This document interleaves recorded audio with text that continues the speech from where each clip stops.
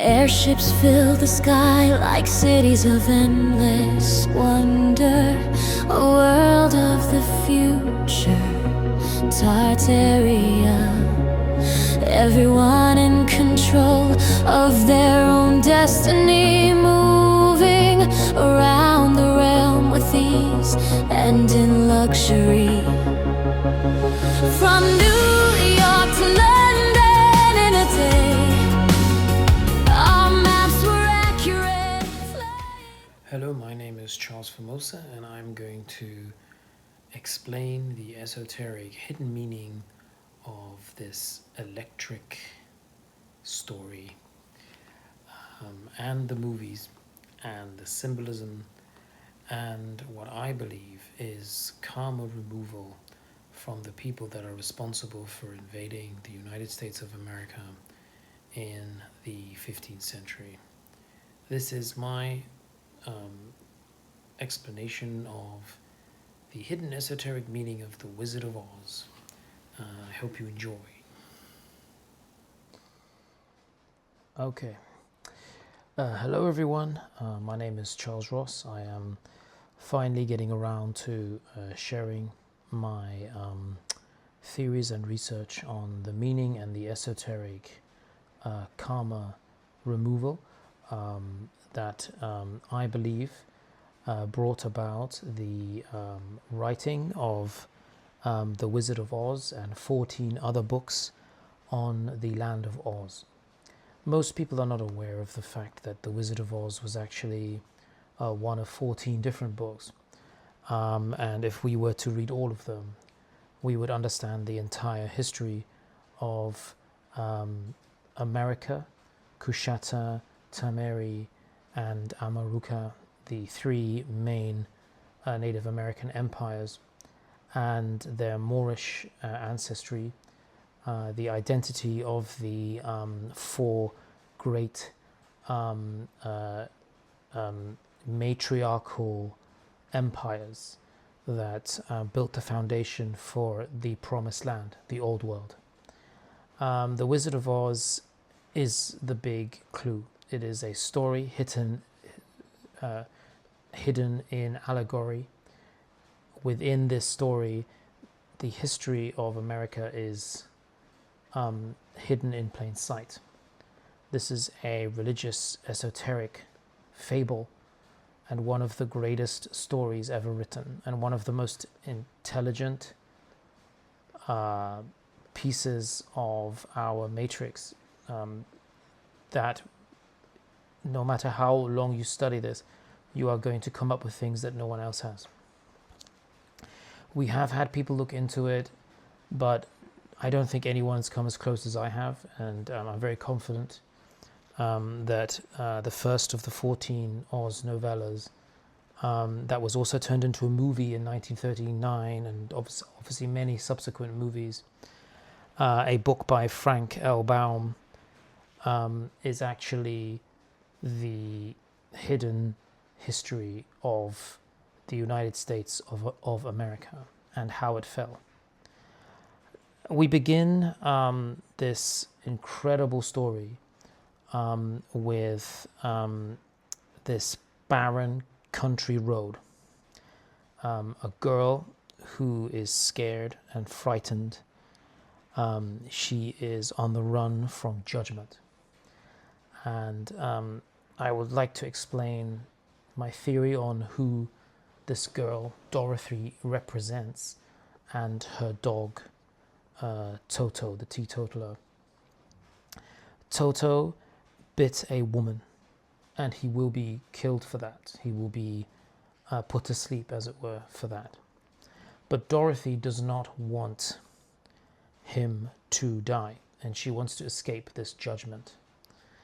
The movie is a dream, and it has aspects of self-judgment. She is in charge of the reality of the Wizard of Oz, or she is in charge of her reality that she starts with, this first reality. And she has this incredible loyalty to her dog. So she has this ability to remove these tribes, these Native American tribes, and I think Toto represents the god power. So the dog is God, because dog backwards is God, and that's, I think, what Frank L. Baum was doing. He was reversing some of the names. Now, Toto is the central god totality. Toto means totality. In this story, I agree with that. Many people have that theory. And Dorothy, or Dorontheos, which is Greek, native Greek American for a gift from God.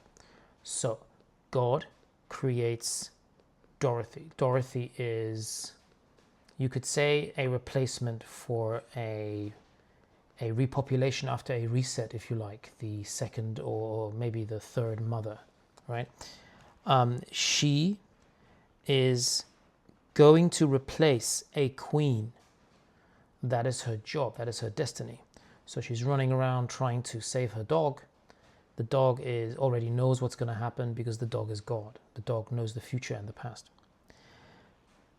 She will replace Queen Kalifa, one of the queens of the Native American Moorish empires. Now, the red shoes that she finds, those also have esoteric meaning, and so does everything in this story. But before this hurricane, before her house lifts up like a Vimana into the sky, she meets everyone that she's going to meet later on, but she's going to find little clues about who they are. So she meets the lion. He has a lot of courage in this reality, the initial reality, the mundane reality. She meets the scarecrow. She realizes that he is lacking in all of them are lacking in certain things. She also meets the Tin Man.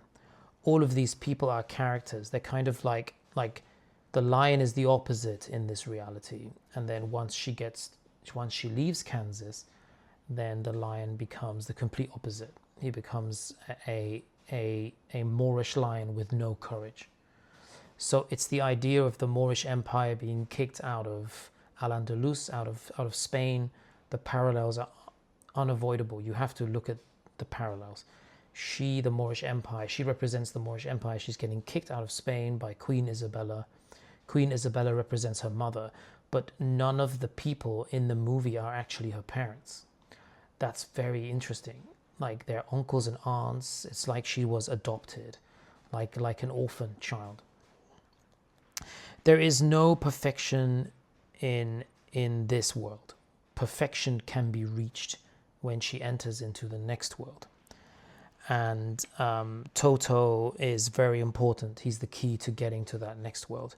This is the idea of karma lushing, or trying to convince everyone that Dorothy is being guided by God. In other words, the Moors that were kicked out of Spain, out of Al-Andalus, out of Mauritania and Portugal, they ended up on their ships. They ended up becoming like the Berbers, the Barbary Coast pirates, and they got kicked out of Spain and they found a new world. But actually, what the film is trying to tell you is that they're not finding the old world. They are being guided by God back home. So the home lifts up into the sky with this hurricane. Now, Toto is very important. The dog is the most important part of this, because the dog is the absolute loyal European Moorish empire that is loyal to itself, that is still fighting for itself and getting onto ships to leave Spain because there's no future there for them. Now, he can never be captured. Toto can never be captured. Their god, the god that they brought to Europe and the god that they're taking to America, can never be captured. He does not need to change or grow. Toto is already perfect because he is the deity. So Dorothy shows him love, and she fights for him, her true god. So Toto is her true god. She will fight for him, protect him, and that's the reason why she gets locked out of the underground bunker when the typhoon or the hurricane arrives. She can't go into the bunker. She has to escape. Now, what happens next is absolutely fascinating, and it explains a lot of historic events that happened when the European nations in around 1495, 1498 started to invade America. These were the Moors that were kicked out of Europe.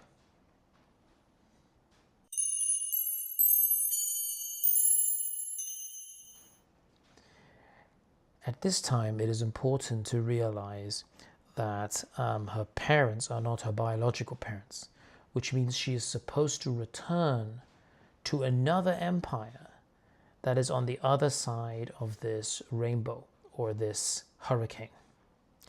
Now, she is already mature enough to cut her connection with Europe or with her guardians in Kansas. Now, she leaves Aunt Em and her father. They are not really positive characters in her life. They are not really supporting her. So she's relatively free already, and she's forced out of her home. This is a direct parallel to what happened to the Barbary Coast pirates, the Moorish Empire, after the conquest and the reconquesta of Queen Isabella and the beginning of the this Spanish Inquisition era of the history of Europe. And she was too different. So this is obviously referring to her skin. Now behind me, I created an AI video of what these original Moorish brooches look like. And this is one of the queens. There are 4 main matriarchal societies within North America and parts of South America at this time. And this is one of those great empires. They were using a lot of these green jewels, diadems, these like electric crystals, electrically charged crystals in all of the architecture, a lot of gold, a lot of emeralds, rubies, sapphires, and one very specific type of green amethyst. And these were piezoelectric, electromagnetically charged architectural structures. They had this knowledge of how to use sunlight. They understood sunlight goes through the human body. They understood that there's etheric energy. It was a very advanced society. And I believe that's where this city in the distance comes from, that we see very early on in the movie, this dream sequence of the witch flying around, this typhoon kind of hurricane. She's already seeing Kalifa in her dreams. She knows she has to conquer a witch to find her own lineage, her own ancestry. This green crystal, in my opinion, is called malachite. Now, malachite, I believe, is this almost marble-like electromagnetic crystal that was incorporated into these cities. Hence, this Wizard of Oz with his Emerald City. It wasn't made of emeralds, it was made of malachite. Another cruel part of the story initially, before she goes to the Wizard of Oz or to Munchkin Land, is that she does have these chickens she's supposed to look after early on in the film. And I noticed a parallel there between the dying chickens and the dying Moorish noble families.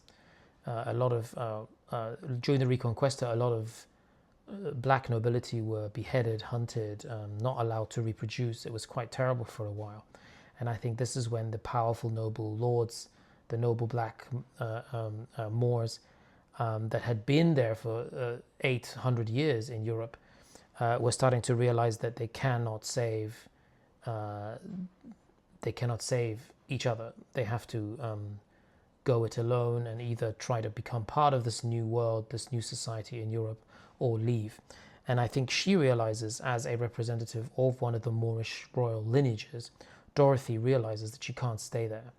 and she can't save her chickens. She can't save the chickens on the farm either. So then you have this hurricane arriving, and the hurricane, I think, represents the Reconquista, the terrible part of the Reconquista, when the Moors leave Europe and go back through the Iberian Peninsula.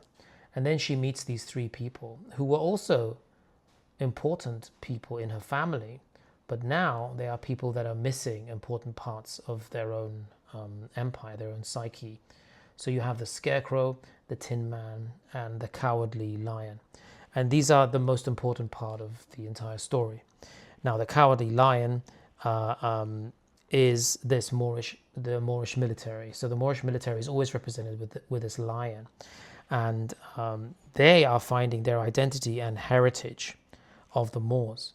They are finding this not within Europe, but they're finding it after the Dorothy's house or home lands, or their ships and galleys, their armada, land on top of the Wicked Witch of the West. Now, that is not Queen Kalifa. That is another queen. They conquer very early on. And the Moors of Europe conquer the first queen very early on. Could be maybe Kushata, or maybe one of the Yamasee queens, because that was a matriarchy. All of America has always been a matriarchy. So the Wicked Witch of the West, Kalifa, is still not in the picture, but they do kill her sister. Now, this is important because that might be a very important piece of information that we have never really contemplated, that the European Moors murdered the city, or took over and ransacked a city that was on the coast. And it could be New York or Troy. So her name could have been Queen Scotia. So Scotia is removed. She is the sister of Queen Kalifa. Do you see what I'm saying? So the Green City could also be a reference to the Irish. The real Irish, which are Egyptians, so the 12 Hebrew tribes, are the Emerald City, the green Irish flag, the treasure at the end of the rainbow. These are all Irish Egyptian fables. These are all Hebrew fables. These are biblical Hebrew lands. So the bully is the coward. So the bully in Europe becomes the coward as soon as he arrives in Tamari, Kushata, America. The roles are reversed. The Moors are now cowards. They are in a land they don't understand, and they're being picked off one at a time. They've just probably murdered the sister of Queen Kalifa, who is the most powerful queen, who was also forced out of her city onto an island called California. Now, very early on in this adventure, you see that Dorothy is not in a strange place. She has already made friends. She has removed Queen Scotia and freed the Munchkins, who love her for it. But she's then visited by Goch or Gulef.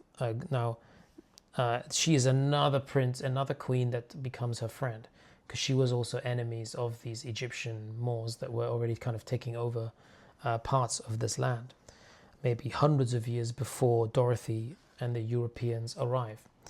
Now, the Scarecrow is a straw man, or has a head of straw. This refers to America being a corporation and the people in it being traded on the stock market against a straw man. So this is the idea of maybe Al-Andalusia, and that they could not go through the garden and they had to find another way home. The idea of other tribes that they could identify with, and that they could either put against each other, or maybe put them up against each other, create a situation where two tribes are wiping each other out. Maybe the Yamasee fighting the Wichita, that kind of thing. The Creek Indians fighting another tribe. And then we have the Tin Man. And before leaving Spain, these would have been the knights, the noble knights, who are trying to build a statue to the myth of their past empires. And this actually happens to the Tin Man. He freezes like a statue, because he needs oil and he needs love and he needs to be part of an empire that is thriving. But so many connections to each one of these creatures. Like one needs self-discovery, the other one needs courage, the other one needs compassion, one doesn't have a heart. So there are these difference between the appearance of these knights, the original Moorish war banners, and the straw man scarecrow, who is obviously this legal apparatus that is going to conquer and control this land in the end. So Dorothy wants divine power. She desires to be a wizard. She is there to become the ruler, the queen of America. So the new Queen Kalifa is who she wants to be. She wants to take out the old Queen Kalifa and become the new Queen Kalifa. So she says that a world without trouble, or a world of divine love and magic, could be somewhere over the rainbow, where she now finds herself. So she manifests everything in this world. It's all manifested by her. The Moors are manifesting essentially these cities. So this is the biblical promised land, America. So next, the author of the book tells us that she meets some toucans in a tree, in an apple tree. She wants to eat the apples, but she can't get the apple. She's here, probably in Florida, in the original Garden of Eden with the four-headed river system. We also see a map like this one in some of the illustrated children's books. The map of Oz is identical to the four-headed river system map of the Garden of Eden, Florida. This is a great awakening because it helps us see and helps us understand and prove that The Wizard of Oz is a very intelligent book that understands where these biblical places were in the United States, right? So we know there's only a four-headed river system in Florida, nowhere else. So she finds that tree of life, but the apples on the tree are being thrown at her by the toucan, or the birds, the guardians, and these guardians have a piece of the anatomy of a griffin, which is going to be a very important animal later on. We're going to see other pieces of the griffin hidden throughout the story. We're going to see the lion. We're going to see flying monkeys that are essentially a representation of the griffin. We can never actually be told the full story, but we will get similar aspects of this amazing, probably one of the greatest myths of the United States, that there was an island called California. Now, the way to attack the island was there was really only one way to conquer this stronghold, this castle of griffins, of Amazonian warriors that were training their griffins, which we consider to be a mythological creature today, but was actually one of these native flora and fauna of the entire United States, Tameri. Now, the griffins are represented as flying monkeys, but we do see the beaks, the large beak bird-headed, these mythological kind of almost toucan-looking creatures that are guarding the tree of life. They decide to throw the apples at Dorothy because they don't understand that Dorothy is just trying to get something to eat. So she has to convert anger into something positive. And if someone attacks you with apples, then you can eat those apples. So there's your nourishment. So this again is Toto kind of guiding her through it. Toto is her connection with God. Toto, a dog, is the representation of God, which shows that whatever happens to her, this is her destiny.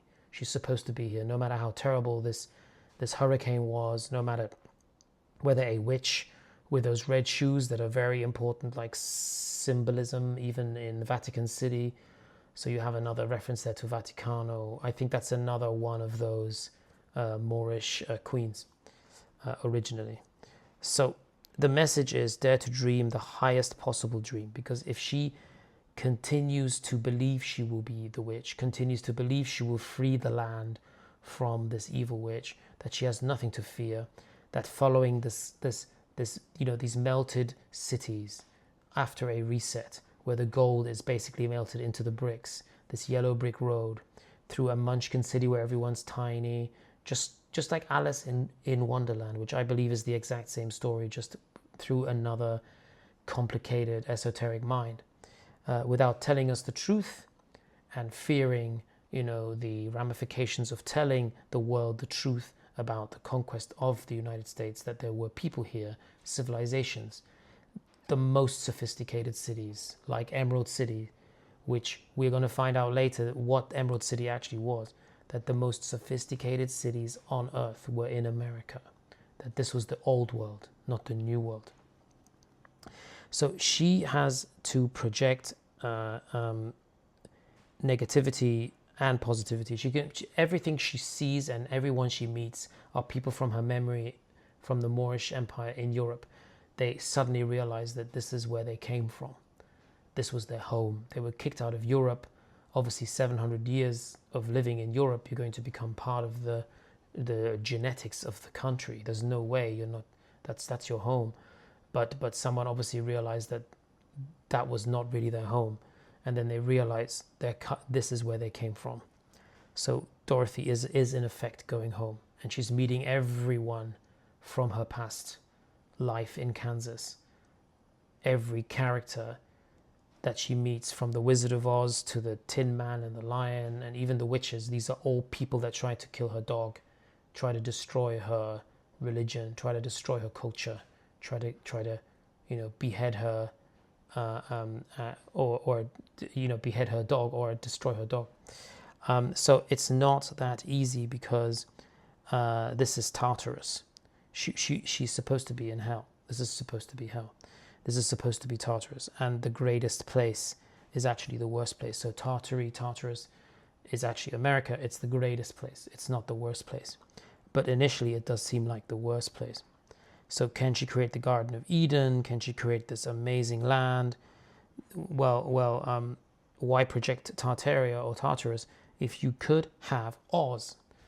And is Oz actually the great land? Or is Oz just another name for origin, the original Mecca people, right? So the Tin Man, he is a soldier, so he is looking for somebody to worship, and that's what she's supposed to be. What we have to look at also is the Scarecrow, that he is essentially the farming people, the industry, the food, water irrigation. These are all pieces of a puzzle that creates a new Mauritania, or a new Al-Andalus, a new paradise, a great Moorish empire once again. So how long did the Moorish empire last before we have this European narrative where the Europeans end up coming to America? Well, it lasted for quite a long time. There were probably around 10 or 11 presidents that were of Moorish nobility before we have our Western, French, European, Germanic America. Now the witch must take Toto. This is very important. Toto is God, and their belief in God, Christianity, has to be one of those things that they lose, and that's what the witch is trying to do. The witch here is Kalifa. Kalifa causes them to lose hope in themselves, in their empire, in their connection with God, in their righteous, finally their resting place, which should have been America, and in their mind that was now a dream that was over. But she then Dorothy gives up on the real world. This is a low point where she believes that there is no way out. These flying monkeys, these griffins, were trained by Kalifa to eat human meat, so they were hunting the soldiers, and it was a very low point in her in the conquest by the Moors of these native Kushata and Temerian empires, these Tartarian empires. And this is what we're being told. Basically, the witch in the real world may well be Queen Isabella following the Moors into America too. There's a possibility that that was also happening from 1498 till around the 1770s. There was this period of just trying to cleanse the world of this Moorish empire that was obviously considered to be a conqueror of Europe for 700 years. So removing the Moorish kings with the use of the Inquisition, and then the importance of Christianity, the transcending of Christ's teachings of breaking the law for a higher law. And this then was the motivation to transcend the lower corruption of the Empire of Spain and real Europe like Portugal, Spain. Then you have like the Franks build their own empire, because these countries have only existed for around 250, 300 years. For over 700 years before that, it was part of the Moorish Umayyad, right? So we have to be accurate with how we look at Europe. The professor tells her that he is from the Druidic lineage of Isis. This is very important. This is actually in the film. This is also in the book. This is a really important key that gave me the confidence to continue with aligning this theory with real history. The story is history. It is energy looshing. It is trying to remove karma from the European powers that massacred the Moors, who built their empires, their castles, their water irrigation, their farming, their fruit vineyards, their orangeries, to remove the Moors and then hunt them back to their original starting point that they have forgotten about, because Oz is actually the empire of the Moors. Yep. So there is this character, the professor, who's very important. When we look at the professor in the Emerald City, that he rules with illusion and masquerade, that is obviously how these empires have always existed. And he has a plan B to go back to Europe. He too wants to go back to Europe. Can you imagine? The very ruler of the most powerful city in the entirety of America, which was probably St. Louis, or maybe Chilaga, is trying to escape in a balloon that is a World's Fair balloon. Was insane. When I realized it's a World's Fair balloon, and he is basically trying to sail the Kali Yuga, because Kali is also California. Man, it was just like the Kali Yuga connection, the perfect parallels there for him to escape in a balloon that has a World's Fair exposition logo on it. So this is actually a photo of one of the World's Fair buildings.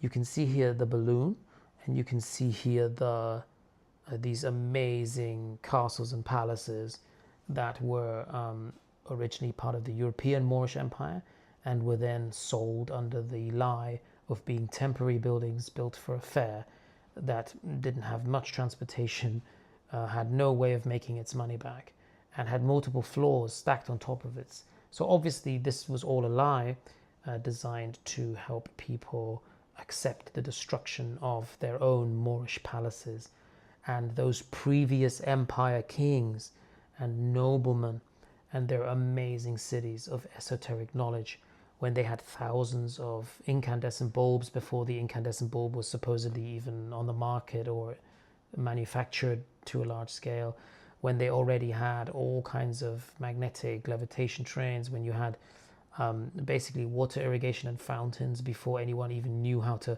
stop the local river from smelling from sewage. But these people obviously respected that, and the Moors brought this to Europe. So these are the Moorish palaces, and every big city in Europe had one of these world fairs where everything was supposedly temporary.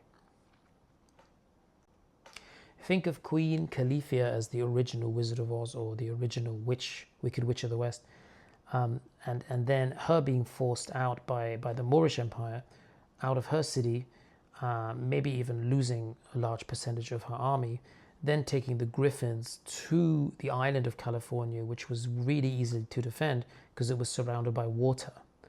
Then you have dams being built to allow the Moors to cross into the Native American island of California, building many, many dams, filling them up with soil and dirt from the mainland, and then stopping the water from flowing.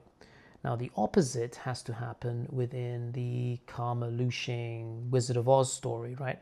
So what happens there is the complete opposite. Instead of water being removed to help the Moors cross a body of water that was separating the island of California on original maps in the 1500s and 15th century, and then creating this opposite story where actually water is accidentally spilt onto the Wicked Witch of the West, and then that ends up destroying her, or that's her Achilles heel, if you like.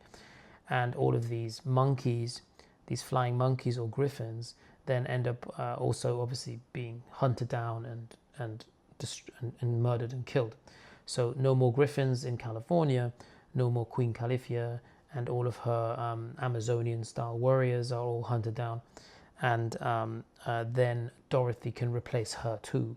So Dorothy, or the Moorish queens, can then replace the Native American queens. The Moors were obviously a conquering army that escaped from Spain and ended up in America. Now, this was a Barbary Coast pirates type situation where you have people looking for a home, being forced out of what they thought was their homeland, but returning home. So that's the interesting thing, is that they are returning home. So the importance here is of their Christianity that helped them connect with when they found out they could speak Hebrew to people that were supposedly Native Americans. They had that Hebrew, they had the ability to communicate with certain tribes, and that's why America could be conquered. Because some of the Hebrew tribes, like the Irish, Italian tribes, the original sort of Roman tribes even that were in America, could become, they could negotiate some kind of truce and some kind of mutual military aid, maybe even alliances in order to conquer this crazy woman with these amazing creatures that was living on this island, and way more powerful than anyone else. It doesn't mean she was evil. She was just a queen looking after her empire. Tartaria was lost for 300 years. Their queen, or their deity, was not a wizard that also originated in Europe, but was taking over large, valuable cities made out of diamonds and emeralds and sapphires. They were worshipping Isis, an Egyptian god. And at the hands of Isis, the lineage of the true mother goddess, these Moors found a home. And I believe the Emerald City is California. The world fairs in St. Louis and Chicago and various other locations around America were these high energy centers, these ancient Native American empires that were almost like Munchkin lands. Now, the Munchkin land is where an empire becomes, because of wealth, prosperity, it becomes weak. And that is the idea of the Munchkin. The Munchkins became weak. They needed an external empire, the Moors, to come and conquer them. Then they would identify with them.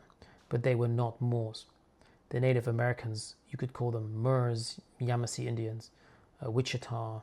You can give them. They also had their own identity, their own ancient names, and a lot of them understood and spoke and wrote Hebrew because they were the original tribes, the original Davidic tribes in the line of Judah, in the line of Jesus. And they became weak, and this was a judgment that befell them, a paradisiac state, a lack of maturity, a lack of consciousness because of a beautiful high frequency existence. This did not teach them the ability to defend themselves against an empire like the Moors, that was obviously a military empire that had just lost its home, right? So the Moors became the heroes. They kill Kalifa's sister immediately. As soon as they arrive, they're killing one of the most powerful royal lineages. Queen Kalifa will hunt them down, and they get this positive visitation by Galinda, which is House of Gulef, which is another Moorish lineage. They would be able to communicate in Hebrew, and they would build this alliance. She is another goddess. So there are goddesses walking around, giants walking around, giving each other this support. And then you have munchkins, which are probably just normal humans. So they ask her whether you're a witch or a queen, because they believe that Dorothy is a witch, or they believe that the leader of the Moorish Empire is in fact a witch too. But the Moors don't realize their own significance in this, and they call this the end of the Kali Yuga, or the end of California, Uganda, right? So Uganda, also Morocco, Uganda, Rome, all of these are places in America, right? They're not the places that we are called that we have named today as Uganda in Africa, or Rome in Italy. Those places have been changed. The names have been changed so that America can become real estate, and these powerful energy centers would not be important. And then you can pretend all of these great cities are actually temporary world fairs. So Galinda says that whoever can take this kingdom can, once they destroy the wicked witches, or the only real empires that can harm you, they would be safe here. This would be a safe Tamaray. This would be a safe place. The Yellow Brick Road and the Wizard of Oz these are the very important connections, because gold was the paving stone of these cities. Hard to imagine that today, of course, but gold was everywhere. It was in plentiful supply. Cities were built out of gold, and we have that also referenced in the Bible. Cities made of gold, amethyst, all of Aaron's breastplate, those precious high frequency gems. So the gold and the light, or the great path to the old world, Amaruku. We also have this idea of intuition, jnana, the ultimate intuition, from Hindu text, that you have to have your intuition meeting your mind, Anamora, mind. She meets the scarecrow, and she cannot reach liberation only with this esoteric knowledge of the native Indian tribes that she has to learn on her journey, or that the Moors had to learn on their journey. So she gets to the apple tree, and that's obviously California, because the apples are the tree of life. And then they have to attack the island fortress of California, Kalifa's island, and so they have to do this by building dams to stop the water from traveling in between California and mainland America. Now the Tin Man is this new level of military might, where they're literally building metal, like medieval type armor. And the lion has the courage to attack first instead of waiting to be conquered. And once they start doing this, once they start employing this great power, that's what we're told in The Wizard of Oz. That's when the Moors conquer America. So Galinda saves Dorothy and Toto from this poppy field, the idea of losing time, getting distracted, and being drugged. So there's a period of time where success seems impossible. When they get to the Emerald Isle, or the true Irish origin stories, and the places where the Irish actually come from, which is the true America. That's why you have a lot of Italian, Irish, Roman, and Egyptian. The Irish are Egyptian, the Italians are Romans. They come from the same land, America. So this is not a place to conquer. The Moors must reach liberation without military strategy or magic in the end, because these are Hebrew megacities. These are promised land cities.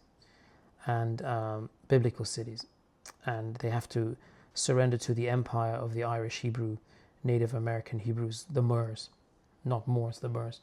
They actually do this, and they build alliances with the tribes, the Wichita, Yamasee, lots of powerful tribes, and they work together because Kalifa had to be taken out, but you can't continue to fight. In the end, you have to work together, and so you have these there's references to like paranormal ghosts that inhabit America, that have been there, like black giants that have been there, griffins trained to eat human meat. You have to befriend them. You can't fight them. And there are other connections with her slippers. They can't remove her birthright. Those red shoes, right?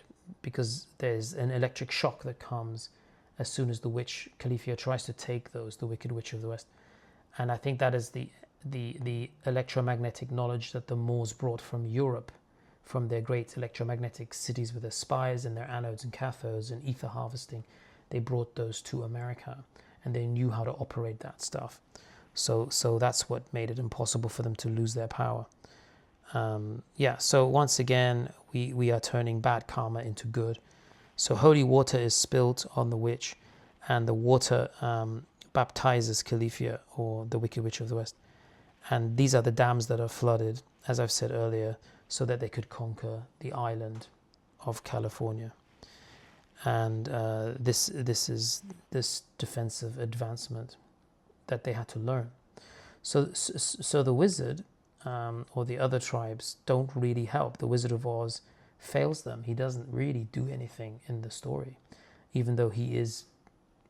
The whole name of the story is the Wizard of Oz, but the Wizard of Oz is not really, of course, the wizard at all. He's just somebody who's taking over temporarily. And I think that's what everyone has to do in America. You can't rule this country with a king or a queen or a president who pretends they're not a king and queen, because all the presidents of America are British German royalty. They're related to a specific John Dee line. I don't want to go into that now, but they have to be their own wizards. So Dorothy has to be her own wizard, and Toto was all she needed. She just needed God. So this is like an old sort of it's an old sort of Christian parable they're trying to turn it into, but in the end it's just murder and conquest of people. So the karma really doesn't get removed at all, because the Wizard of Oz has a non-duality, or he came there from somewhere else too. He didn't have any right to be there either, so he couldn't give them permission to be there. So this is where I'm going to get a bit less kind of fictional and allegorical and a bit more factual. So we have the reference to the apple tree here, as you can see. That is the continental flag, Bunker Hill flag. That is one of the original flags of the native tribes. Then we have the Moroccan flag, the sovereign flag of Morocco. We have that star. There's been a lot of misinformation about what that star means. Yeah, it's not Saturn. Okay. And then we have the wartime flag. Now, we always have a wartime flag, but there's another flag that is white with blue stars. That's the peacetime flag. But you can never be at peace in America. You always have to be at war, because as we know, you have to be your own wizard. You are a straw man, and you're traded on the stock exchange from the day you're born in the United States. So Toto, love, God is all you have. Without God, there's nothing. You can't survive there. Yeah. So we see here that without God, without the backing of the Pope in the Vatican City, the Wizard of Oz has a complete lack of power. The Wizard of Oz can keep changing.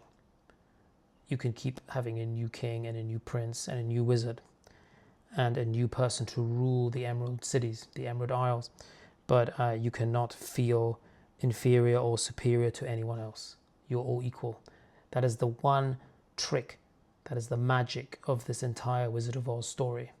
And most people go through their lives reading this book, watching the movies, never understanding that. There's no superiority, no inferiority. Dorothy has ended the last superior lineage, which was Kalifa. She has obviously invaded Kalifa and destroyed her with water of the womb, right? All of the great cities of America can never be perfect because they are owned by the queens that rule again. There cannot be a president in a matriarchal, esoteric land like the Wizard of Oz's, Emerald City. There can only ever be a queen that rules this land because this is the land of Tamare, Jesus's daughter. This is the land of Sophia, the queen of Egypt. This is the land of Dorothy. This is the land of the Greek goddesses. Interestingly enough, many griffins have the heads of lions, sometimes the heads of monkeys, and often the heads of eagles. So the what we call flying monkeys were actually the griffins of Native America. I just wanted to confirm that because I do love that part of it. The fact that the griffins were put into the story as flying monkeys, because often, of course, griffins had the faces of different animals. They were winged lions with the faces of eagles, monkeys, sometimes even goats, sometimes dogs. Many griffins had the faces of dogs. This one has the face of a monkey. So the truth is there if you want to find it. The flying monkeys of the Wicked Witch are actually the griffins of Kalifa. Beautiful piece of hidden allegory. America was very much part of Tartaria. As we can see, the griffin was always a flag, and this means that the Moors and the Tartarians were a one-world empire that built the United States as they did Europe, as they did China.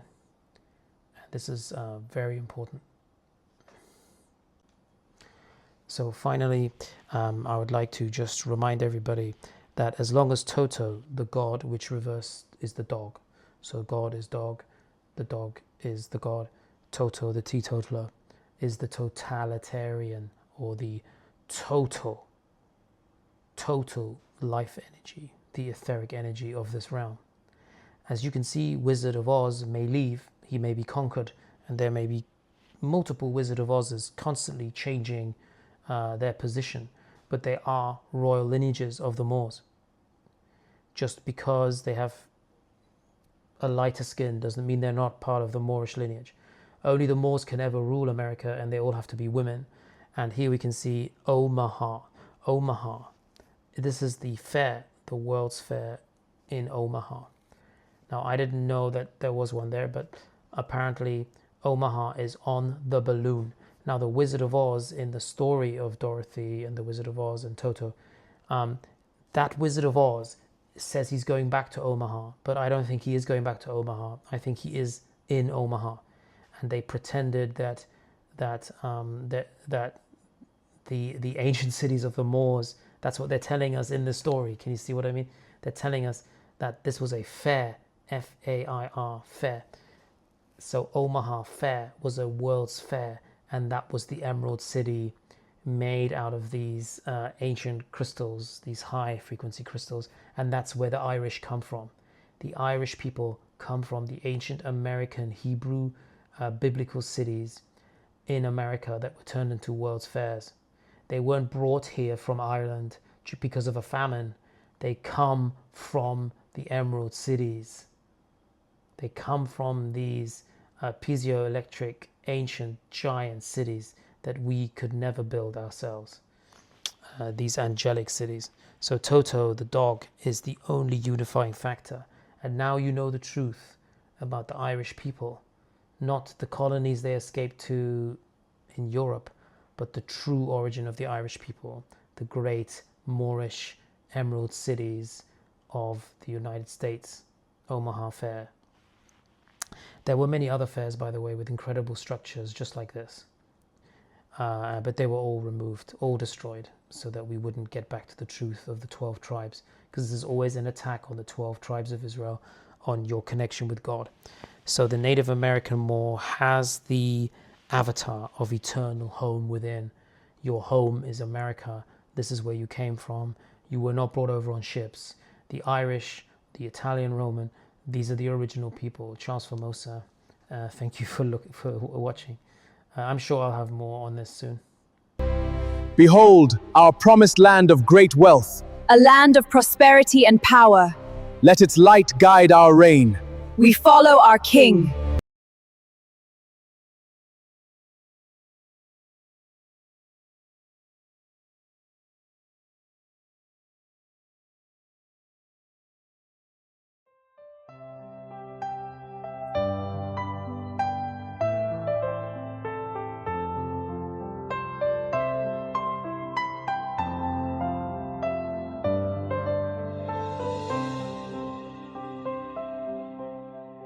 Bring back the bells, we hear them chime. Bring back the bells from ancient time. Clock towers stand so tall and bright. We need their bells to heal our night. Bells can heal and bells can fight. Bells bring angels pure and white. Bells ring loud and bells ring free. They bring the peace we long to see. Bells of glory, bells of joy, ringing loud for girl and boy. Bells that heal and make us whole. Bells that save the wounded soul. Ancestors made them strong and true. Wars took them, but we pursue. Dig them up from where they lie. Bells will rise up to the sky. Bells can heal and bells can fight. Bells bring angels pure and white. Bells ring loud and bells ring free. They bring the peace we long to see. Bells of glory, bells of joy, ringing loud for girl and boy. Bells that heal and make us whole. Bells that save the wounded soul.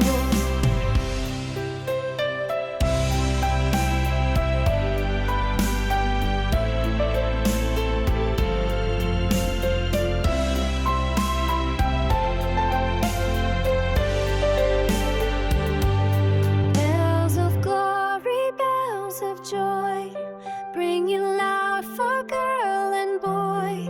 Bells that heal and make us whole. Bells that save